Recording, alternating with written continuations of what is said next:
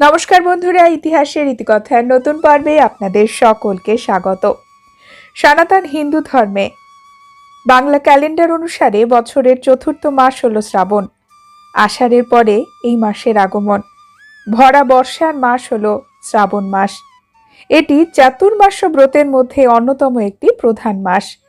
ভগবান বিষ্ণু যখন যোগনিদ্রায় অনন্ত সায়নে সজ্জিত থাকেন, তখন এই 4 মাস চাতুর্মাসের দেবাদিদেব মহাদেব এই পৃথিবীর রক্ষা করেন। শ্রাবণ মাস পুরোটাই ভগবান শিবের উপাসনার জন্য উৎসর্গ করা হয়েছে। পুরো মাস জুড়ে ভক্তরা শ্রাবণ ব্রত পালন করেন। আবার অনেকে শুধুমাত্র সোমবারগুলিতেই দেবাদিদেব মহাদেবের অর্চনা করেন। অনেকে 16 সোমবার ব্রত শুরু করেন শ্রাবণ মাসের যে কোনো সোমবার থেকে। বলা হয়, ভগবান শিব এবং মা পার্বতীর আশীর্বাদ পাওয়ার, মনস্কামনা পূর্তির জন্য অত্যন্ত শুভ মাস হল শ্রাবণ। হিন্দু ধর্মে ভগবান শিব হল আশুতোষ, যিনি অল্পেতেই সন্তুষ্ট। আর শ্রাবণ মাসে ভগবান শিব খুব তাড়াতাড়ি সন্তুষ্ট হন, এমনটাই বিশ্বাস ভক্তদের। বহু শিব মন্দিরে ভক্তদের ভিড় থাকে এই সময়। বন্ধুরা, আজকের পর্বে আমরা জানব শ্রাবণের মতো একটি পবিত্র মাসে আমরা কোন কাজ করব এবং কি করা উচিত নয়। হিন্দু ধর্মের নিয়ম অনুসারে শ্রাবণ মাসে আমাদের কেমনভাবে চলা উচিত। শ্রাবণ মাসে ভক্তরা মহাদেবের অর্চনা করেন মনস্কামনা পূর্তির জন্য, স্বামী স্ত্রীর ভালো সম্পর্কের জন্য, দাম্পত্য সম্পর্ককে মজবুত করার জন্য। অবিবাহিত মহিলারা ভগবান শিবের মতো স্বামী পাবার বাসনায় শ্রাবণ মাসে শিবব্রত পালন করেন। এছাড়াও পরিবারের মঙ্গল কামনায়, সুখ শান্তি সমৃদ্ধি বৃদ্ধির জন্য মহাদেবের কাছে ভক্তরা অর্চনা করেন। শ্রাবণ মাসে ধর্মীয় গুরুত্ব রয়েছে অনেক। এই মাসে শুধুমাত্র ভগবান শিব নয়, তার সাথে সাথে মা পার্বতীরও অর্চনা করা হয় ভারতবর্ষের বহু স্থানে। মঙ্গল গৌরী ব্রত পালন করেন ভক্তরা। বলা হয়, এতে স্বামী স্ত্রীর সম্পর্ক ভালো থাকে।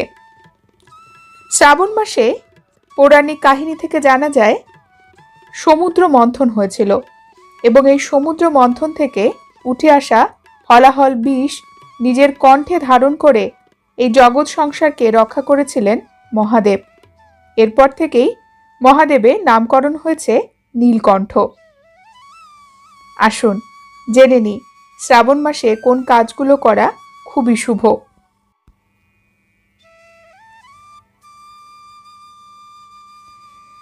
শ্রাবণ মাসে প্রত্যেক সোমবারে পারলে প্রত্যেক দিন ভগবান শিবের জল অভিষেক করুন।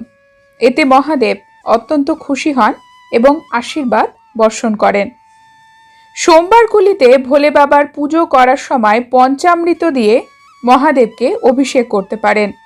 দুধ, দই, মধু, চিনি, ঘিয়ের মিশ্রণ।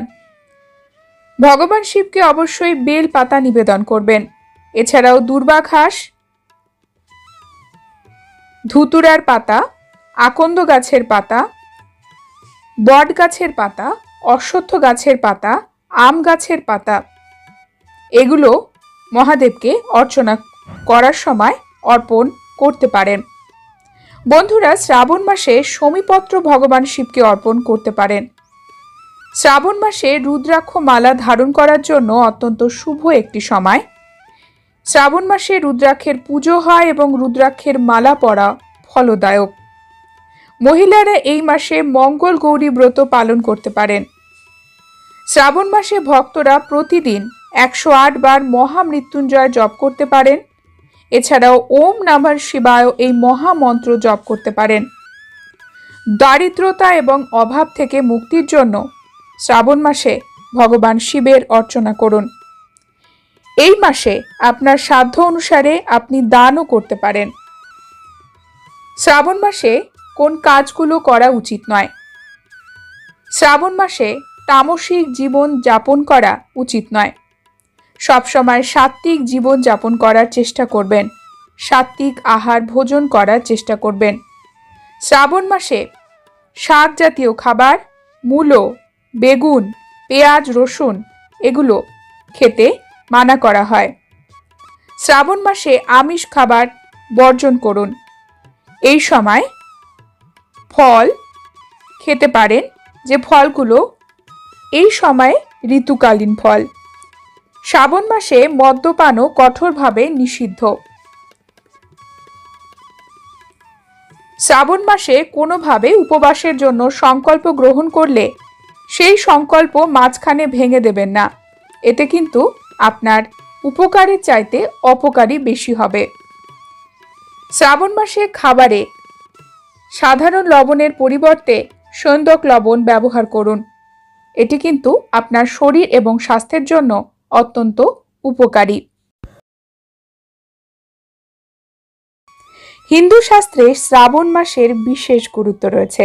শ্রাবণকে বলা হয় শিবের মাস। জুলাই মাসের মাঝামাঝি থেকে শুরু করে অগাস্ট মাসের মাঝামাঝি পর্যন্ত শ্রাবণ মাস থাকে।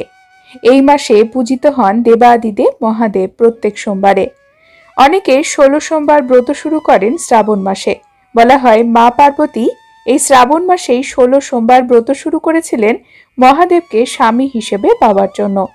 শাস্ত্রমতে মহেশ্বর হলেন সকল শক্তির উৎস। তিনি আদিদেব, পৃথিবীর অন্যতম সৃষ্টিকর্তা তিনি। তাই জীবনের সকল বাধা বিপত্তি দূর করে মনস্কামনা পূর্তির জন্য অনেকেই শ্রাবণ মাসের ব্রত রাখেন। আজকের পর্বে আমরা জানব শ্রাবণ মাসে শিব পুজোর মাহাত্ম্য কি। আসুন জেনে নেওয়া যাক। বলা হয়ে থাকে শ্রাবণ মাসেই হর পার্বতীর বিবাহ সম্পন্ন হয়েছিল। ভগবান শিবকে প্রসন্ন করার জন্য তাই দেখা যায় শ্রাবণ মাসের সোমবারগুলিতে শিব মন্দিরে এত ভিড়। ভক্তরা দূর দূরান্ত থেকে পবিত্র নদী বা জলাশয় থেকে জল বহন করেন। কেউ কেউ কাঁধে জল বহন করে নিয়ে চলেন। একে বলা হয় বাঁক। শ্রাবণ মাস ভরা বর্ষার মাস। প্রবল বৃষ্টি, আবার কোথাও অসহ্য গরম। খালি পায়ে পথের ধুলোবালি, কাকর আর মন্দিরের সামনে দীর্ঘ লাইন।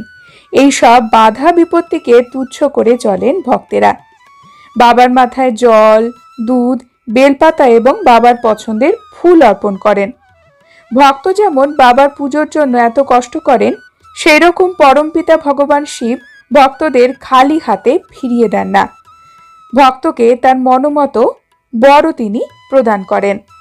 শ্রাবণ মাসের আরও একটি মাহাত্ম্য রয়েছে। শ্রাবণ মাসে সমুদ্র মন্থন হয়েছিল।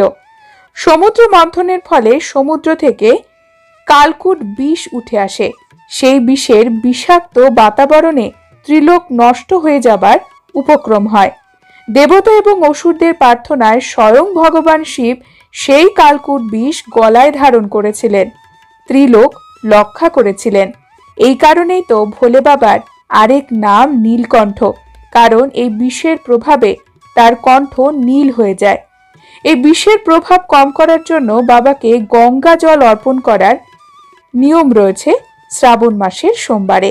বলা হয় গঙ্গা জল, দুধ এবং বেলপাতাতে মহাদেবের এই বিষের প্রভাব কমেছিল। দেবাদিদেব মহাদেব শুধু ধ্বংসের দেবতা নন, তিনি সৃষ্টিরও দেবতা।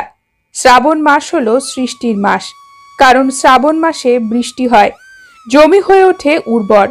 বপন এবং কর্ষণের জন্য আদর্শ সময় এটি।